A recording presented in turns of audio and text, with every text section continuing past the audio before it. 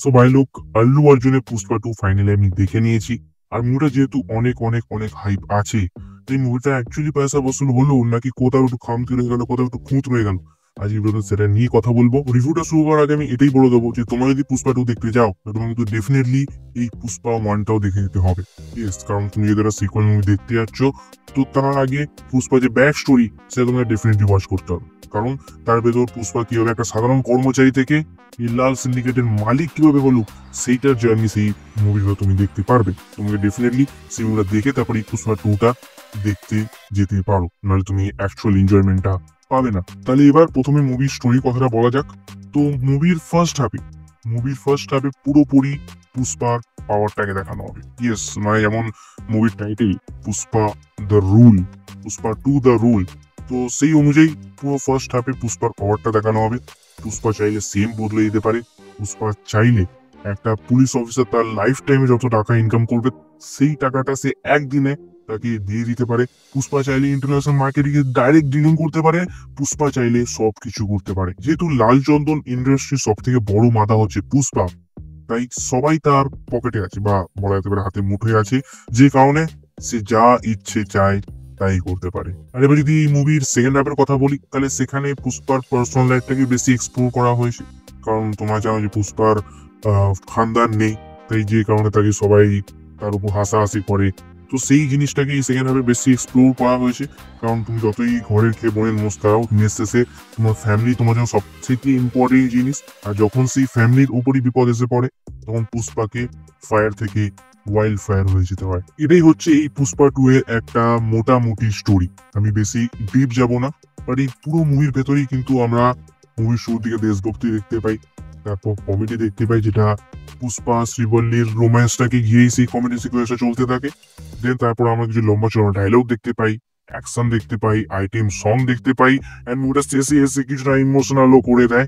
তো আর কি চাই। এবার যদি আমি আমার ওপিনিয়ন জানাই যে মুভির ভেতর কোন সিনটা আমার সব থেকে বেশি ভালো লেগেছে, দেন ডেফিনেটলি আমি এর ইন্টারভেল সিনটার কথা বলছি। কারণ সেখানে উইথাউট ফাইট, অনলি রাইটিং দিয়ে যেভাবে ফাহাদ ফাজিল আর আল্লু অর্জুনের মধ্যে যে ফেস অফটা করেছে, যা দেখিয়েছে, আমি ভাই তগড়া লেভেলের ইন্টারভেল ছিল। ইয়েস, জাস্ট তগড়া লেভেলের।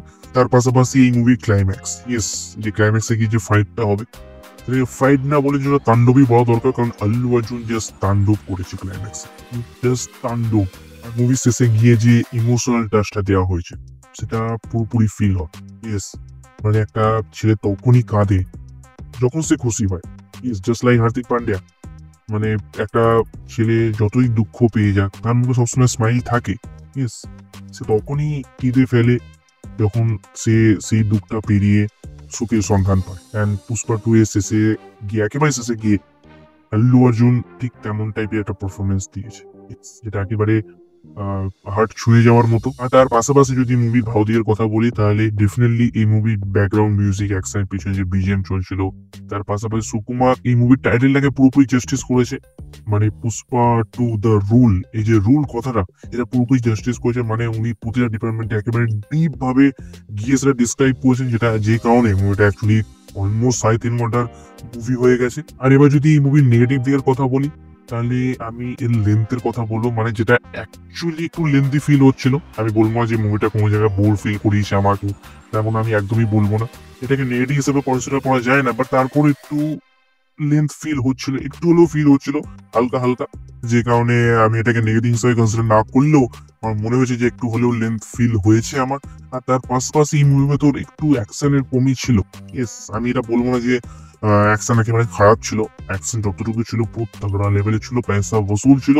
বাট তারপরও আমি আরেকটু যেতে চাইছিলাম। এখানে তুমি আমাকে লোভে বলতে পারো, কারণ সুকুমার অলরেডি এত কিছু দিয়েছে, আমি আরেকটু মানে এক্সপেক্ট করছিলাম, যেটা মানে ভুল বেসিক্যালি। কারণ অলরেডি 3.5 ঘন্টার মুভি হয়ে গেছে, সো বেশি এক্সপেক্ট করা একটু হার্ড করে দেয়। আমি যদি পারফরমেন্সের কথা বলি, তাহলে আল্লু অর্জুন এই মুভির ভেতর তাণ্ডব করেছে। ইয়েস, আল্লু অর্জুন স্ট্রং নিয়ে চলে এসছে, টর্নেডো নিয়ে চলে এসছে এই মুভির ভেতর।